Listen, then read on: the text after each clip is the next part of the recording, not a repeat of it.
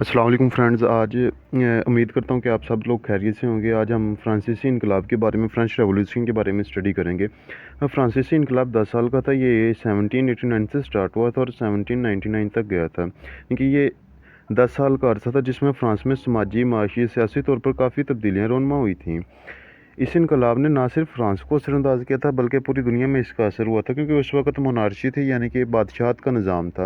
यानी कि डिक्टेटरशिप का इस इनकलाब में ख़ात्मा हुआ था। यानी कि बादशाहत जो थी वो सिर्फ बादशाह खुद ही अपने कानून बनाते थे और उसी के मुताबिक किसी को सज़ा देते। उसमें किसी का गरीबों का कोई ख्याल नहीं था रखा जाता। तो इसकी जो फ्रांसीसी इनकलाब की थी, इसकी 4 वजूहात थी। उसकी जो 4 वजूहात थी वो सियासी वजूहात थी, एक दूसरी समाजी वजूहात, तीसरी माशी वजूहात और चौथी दानशवराना, जिसे एज ऑफ इनलाइटनमेंट भी कहते हैं। अच्छा, सियासी वजह ये थी कि सियासी वजह की सबसे बड़ी वजह डिक्टेटरशिप थी। यानी कि लुइस 14 था, उसकी हुकूमत जो थी 1643 से 1715 तक रही थी।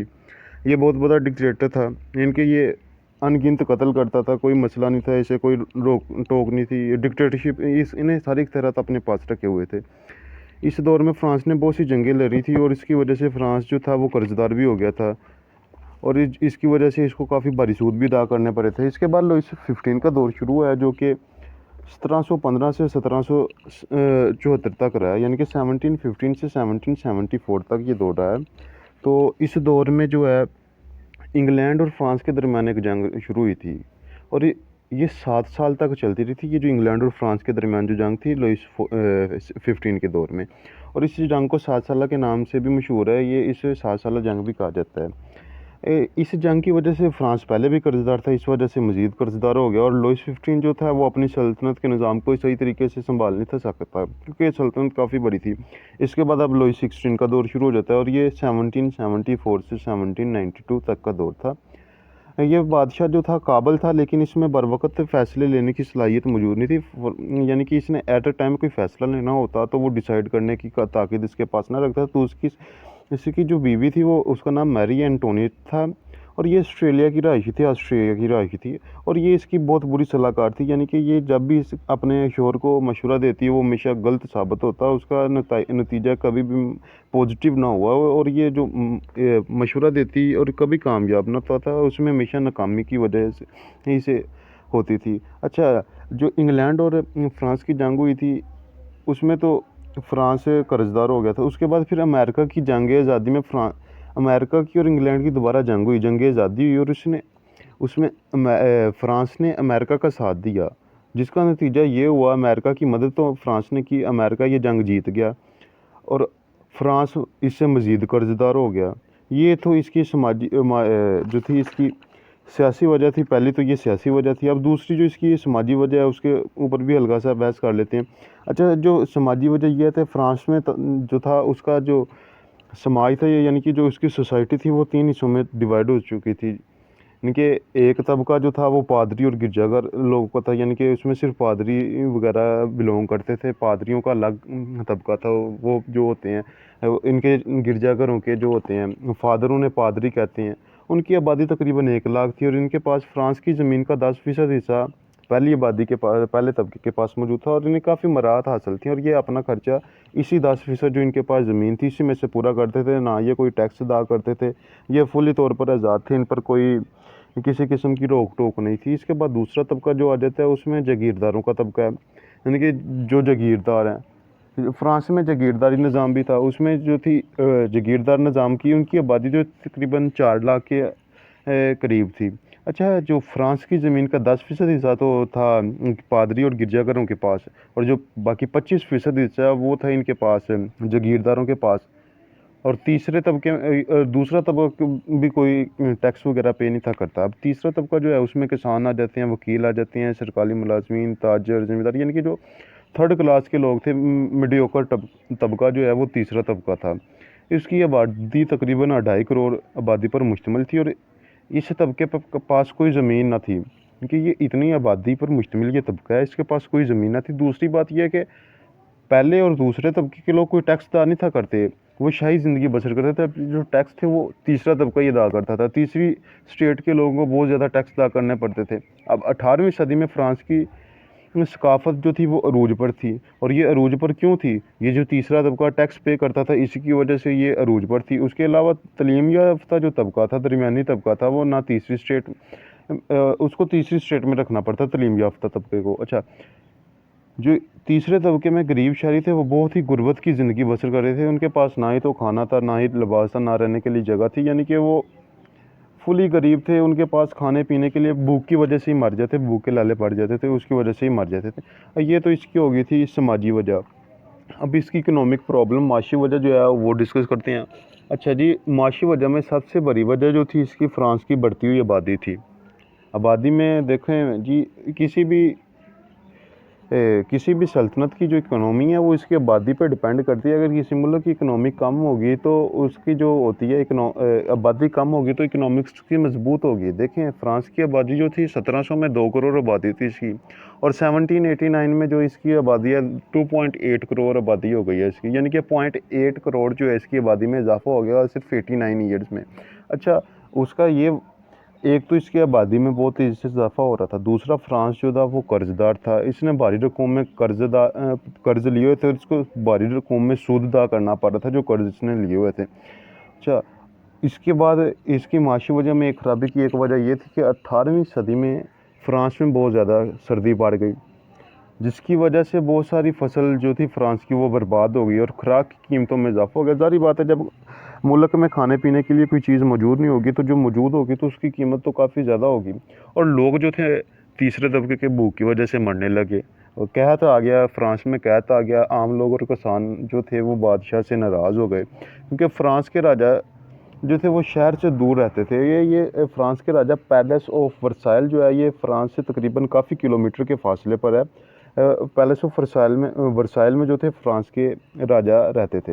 अच्छा, फ्रांस के राजा जो पैलेस ऑफ वर्साइल में रहते थे, वहाँ तो हर चीज़ मौजूद थी, उन्हें कोई चीज़ की कमी नहीं थी, उन्हें किसी भी किस्म का कोई कैद का कोई खदशा नहीं था। उन्हें उनके पास हर चीज़ वाफर मकदार में मौजूद थी, उन्हें आम लोगों की परेशानी से कोई सरोकार न था। इसी वजह से वो फ्रांस से काफ़ी दूर रह रहे थे, क्योंकि आम लोगों के रहते तो वहाँ शोर गुल रहता, आए दिन लोगों के मसाइल हल करने पड़ते उन्हें, इसलिए उन्होंने फ्रांस से दूरी इख्तियार की और फ्रांस से कुछ फासले पर पैलेस ऑफ वर्साइल में रहने लग पड़े।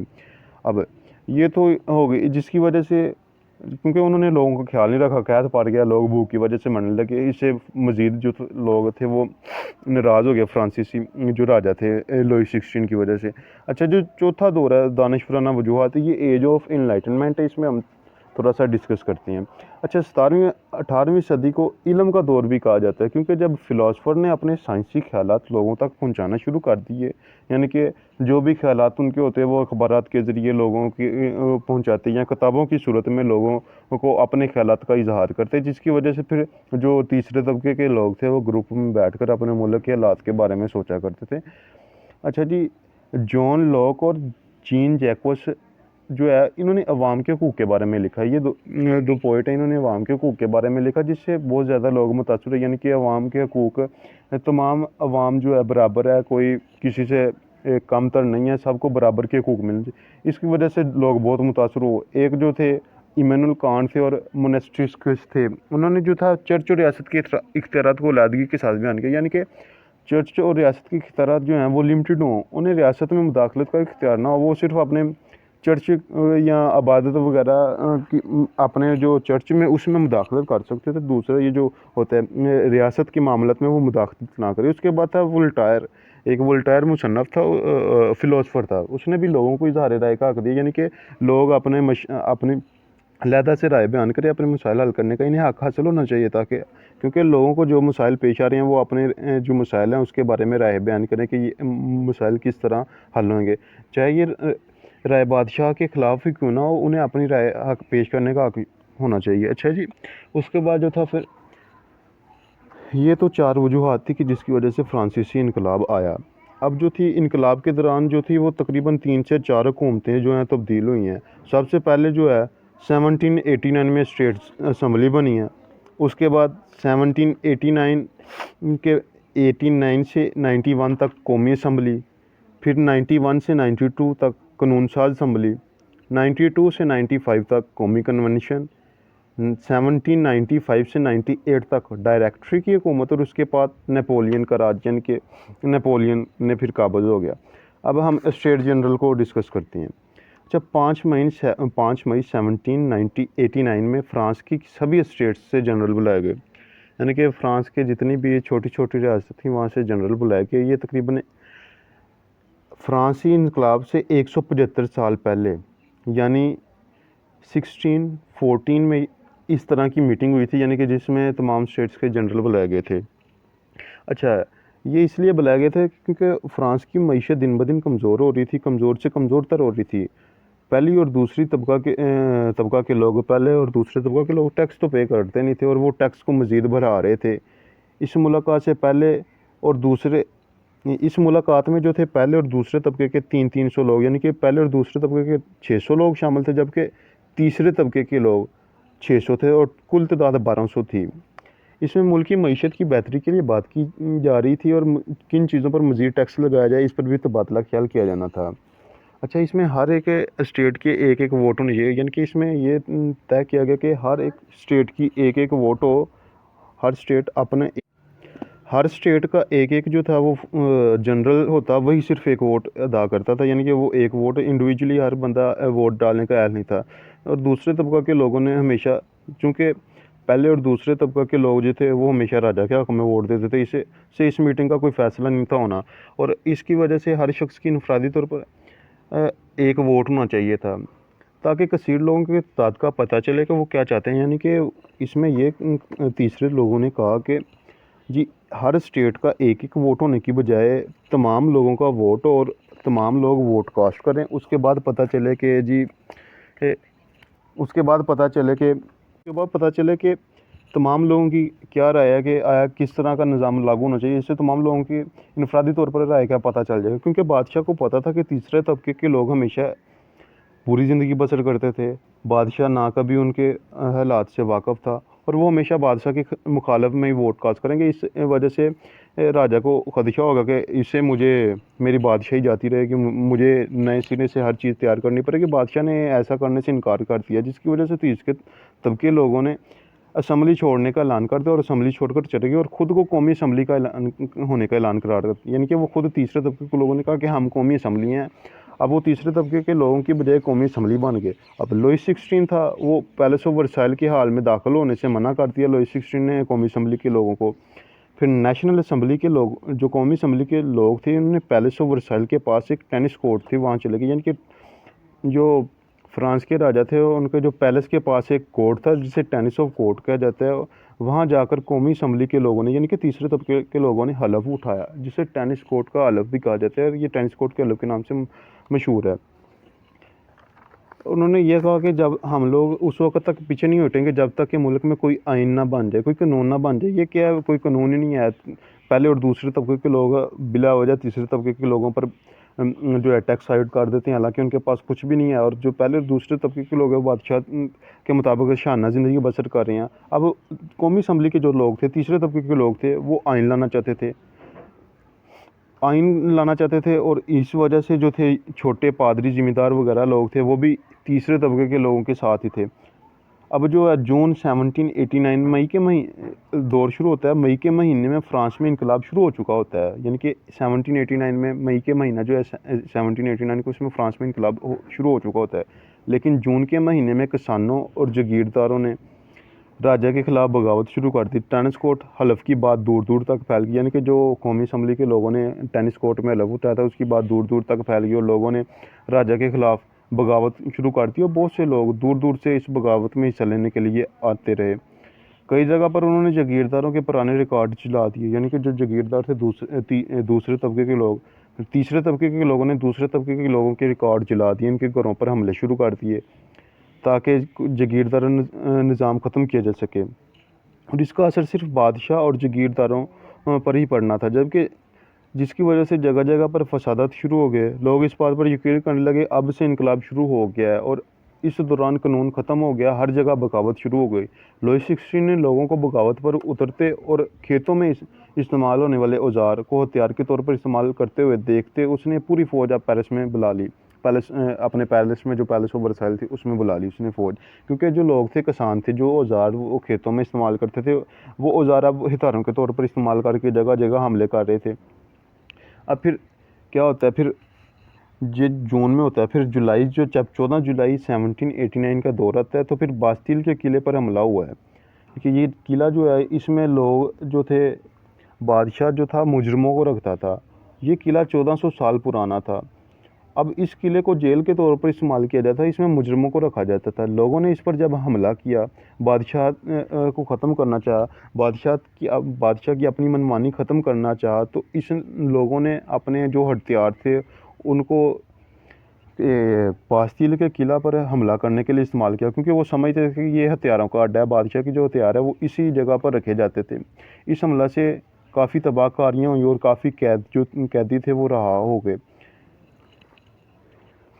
इस दिन को आज भी फ्रांस में मनाया जाता है, बास्तिल डे के नाम से इस दिन को आज भी फिर मनाया जाता है।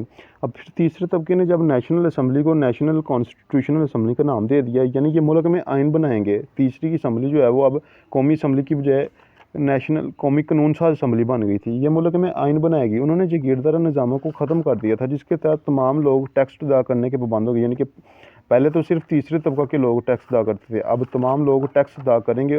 अगर वो टैक्स नहीं अदा करें तो उसकी कोई ना कोई सज़ा होगी, जिसके नतीजे में अमीर तबके ने फ्रांस से हिजरत शुरू कर दी। यानी कि जब अमीर लोग थे, जब उनको टैक्स पे करना हो रहे, तो उन्होंने यहाँ से हिजरत करना मुनासिब समझी। पादरियों की तादाद भी कम होने लगी। ऊंचे पादरियों के अलावा दूसरे तमाम पादरी सरकारी मुलाजिमीन की हैसियत से काम करेंगे। यानी कि जो थे पादरी, तो हर चर्च में एक ही होगा, उसके अलावा जो पादरी थे वो सरकारी मुलाजमीन की हैसियत से ही काम करेंगे। अब इंसानों और शहरियों के हकूक़ में भी इसमें जो नेशनल कॉन्स्टिट्यूशन असम्बली थी, यानी कि कौमी कानून साज असम्बली, उसमें इंसानों और शहरियों के हकूक़ के बारे में भी ख्याल किया जाना था। इस असम्बली ने शहरियों के हकूक़ भी बयान किए। इसके 17 आर्टिकल थे। ये नेशनल कॉन्स्टिट्यूशन असम्बली के 17 आर्टिकल थे, जिसमें आज़ादी, मलकियत, हफाजत वगैरह के हकूक़ बयान किए गए। इनमें से हर एक में बड़ी खामी ये थी कि इसमें औरतों और गुलामों के लिए कोई हकूक़ नहीं बयान किए। यानी कि औरतों और गुलामों के लिए कोई रेवोल्यूशन नहीं था, बाकी तमाम लोगों के लिए इनकलाब था। जैसा कि अमेरिका में इनकलाब हुआ था और उसके दौरान औरतों और गुलामों के साथ किया गया था। इससे पहले अमेरिका में भी इनकलाब आया था, उसमें भी गुलामों और औरतों के साथ जैसा सलूक पहले किया जाता था वैसा ही किया गया। और उसमें कोई गुलामों के सलूक में कमी नहीं आई, गुलामों को आज़ाद इंडिपेंडेंट नहीं किया गया, जिसकी वजह से लोगों में इख्तिलाफ पैदा हो गया। अब हमें बाकी जो है इसका दूसरे हिस्से में डिस्कस करेंगे। फ्रांसीसी इनकलाब के दूसरे हिस्से में जो है इसके बारे में हम